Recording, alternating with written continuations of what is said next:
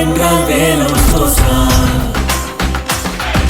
பண்டிகை என்றால் வேலவன் ஸ்டோர்ஸ் தான். விழா காலங்கள் எல்லாம் வேலவன் ஸ்டோர்ஸோடு. ஏவிஎம் ஸ்டுடியோவில் ஏவிஎம் ப்ரொடக்ஷன்ஸில் விஜயகாந்த் சார் அவர்கள் நம்ம ராமநாராயணன் டைரக்ஷனில் சிவப்பு மல்லி அப்படிங்கிற படத்தில் ஆக்ட் பண்ணாங்க. பி வாசு சார் டைரக்ஷனில் சேதுபதி ஐபிஎஸ்ங்கிற படத்தில் ஆக்ட் பண்ணாங்க. தியாகராஜன்களுடைய டைரக்ஷனில் மாநகர காவல்ங்கிற படத்தை ஆக்ட் பண்ணாங்க. அதே ஏவிஎம் ஸ்டுடியோவில் விஜயகாந்த் அவர்களை வச்சு தர்ம தேவதைங்கிற படத்தை நான் இயக்கினேன் என்பதையும், இங்கே பேசிய கலைப்புலி தானு சார் அவர்கள் எடுத்த நல்லவன் படத்தையும் விஜயகாந்த் சார் அவர்களை வைத்து எடுத்தேன் என்பதையும் பெருமையோடும் மகிழ்ச்சியோடும் என்னுடைய வாழ்க்கையில் அவைகள் குறிக்கப்பட்டிருக்கின்றன என்பதை சொல்லிக்கொள்ள ஆசைப்படுகிறேன். இந்த நல்லவன் படத்தில் காஷ்மீரில் ஷூட்டிங், அங்கே எல்லாமே ஒரே இடத்துல ஒரே பணி. சூப்பராக இருந்தால் ஸ்டண்ட் மாஸ்டர் அதெல்லாம் சேர்ந்து கிட்டத்தட்ட மலையினுடைய உச்சியில் அந்த லொக்கேஷன் நல்லா இருக்குது அப்படின்னு சொல்லிட்டு ஃபிக்ஸ் பண்ணோம். ஆனால் அந்த மலைக்கு போகிறது நடந்து போக முடியாது, சாமான்களை தூக்கிட்டு போக முடியாது. வரி குதிரைன்னு ஒன்று இருக்கும், அந்த குதிரை மேலே எல்லாம் ஏறி சாமான்கள்லாம் அந்த வரி குதிரை மேலே ஏற்றி மலை மேலே போகிறோம். மலை மேலே இந்த பார்டர் எட்ஜில் போகுது அந்த குதிரை, கொஞ்சம் மிஸ் ஆனால் கூட கீழே விழுந்துருவோம்.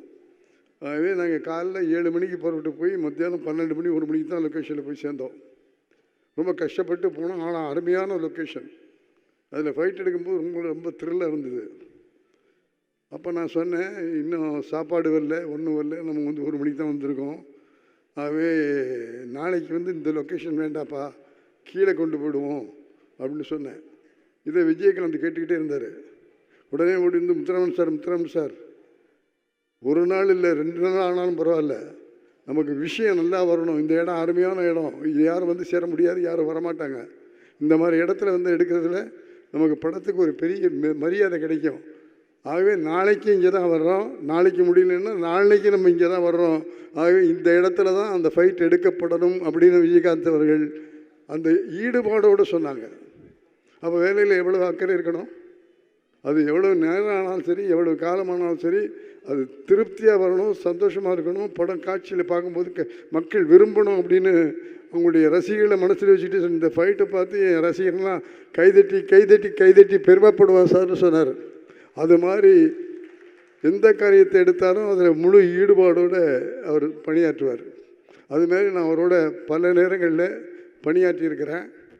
இந்த படங்களில் பணியாற்றியது போக விஜயகாந்த் அவர்கள், நம்முடைய கலைஞர் அவர்கள் 50 வருஷம் திரைத்துறையில் எழுத்தாளராக இருந்தாருங்கிறதுக்காக ஒரு பொன்விழா கொண்டாடினாங்க. அந்த பொன்விழா கொண்டாடுகிற நிகழ்ச்சியிலையும் அவரோடு நான் பங்கு பெற்றேன். முழு திருப்தியோடு எல்லா வேலையும் செஞ்சார். கோவப்படுற நேரத்தில் கோவப்படுவார், தட்டி கொடுக்குற நேரத்தில் தட்டி கொடுப்பார். அந்த மாதிரி வேலை செய்ய போகும்போது அந்த பொன்விழாங்கிறதுக்காக அவர் என்ன செஞ்சார் தெரியுமா?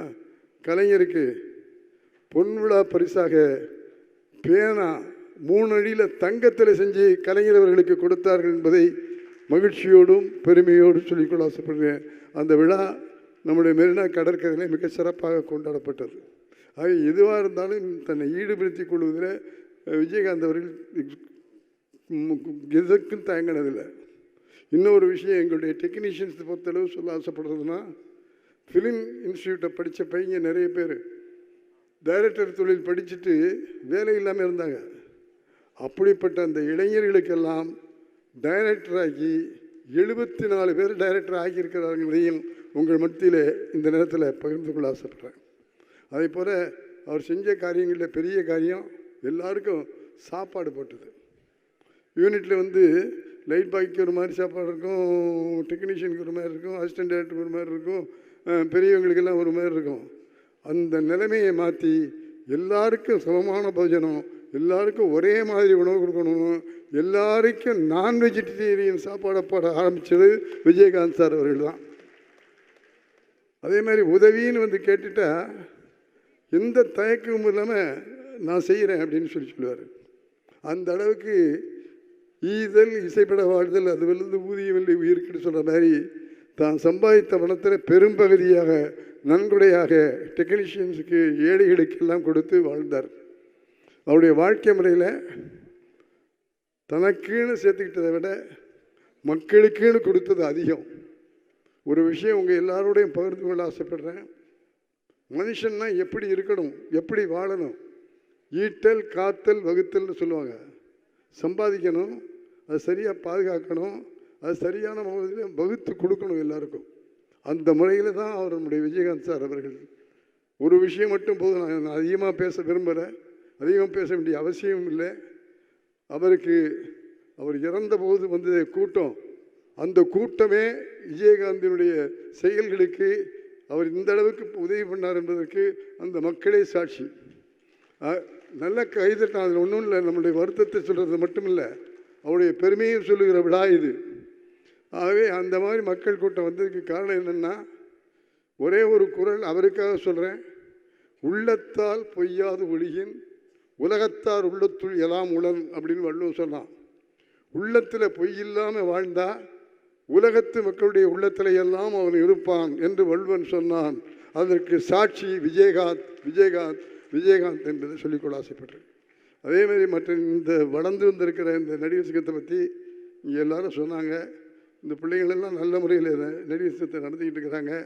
ஆகவே இந்த சங்கம் இன்னும் நல்ல முறையில் நடக்கணும். விஜயகாந்த் பேரை சொல்லி இன்னும் இதனுடைய சங்கம் மேலும் புகழ் பெறணும். ஆகவே உங்களுக்குள்ளே இருக்கிற கருத்து வேறுபாடுகள் எது இருந்தாலும் விட்டுட்டு விஜயகாந்த் மனசில் நினச்சிக்கிட்டு எல்லாரும் ஒற்றுமையாக இருந்து மிக விரைவில் அதனுடைய நடிகர் சங்கத்தினுடைய கட்டடத்தை, அந்த அரங்கத்தை விரைவாக அமைக்க வேண்டும் என்ற வேண்டுகோளை இன்றைக்கு இருக்கிற நிர்வாகிகளிடத்தில் பணிவோடு தெரிவித்து கொண்டு, வாழ்க விஜயகாந்த் புகழ். அவரை பற்றி நாம் பேசுவது மட்டுமல்ல, அவரை போல வாழவும் நாம் கற்றுக்கொள்ள வேண்டும் என்பதை இந்த இடத்துல பதிவு செய்து, நம்முடைய விஜயகாந்த் அவர்களுக்கு மனமார்ந்த நன்றியையும் வாழ்த்துக்களையும் உலக மக்கள் அத்தனை பேருடைய சார்பிலையும் தெரிவித்துக் கொண்டு, உங்கள் புகழ் வாழ்க வாழ்க வாழ்க என்று வாழ்த்தி விடைபெறுகிறேன். வணக்கம்.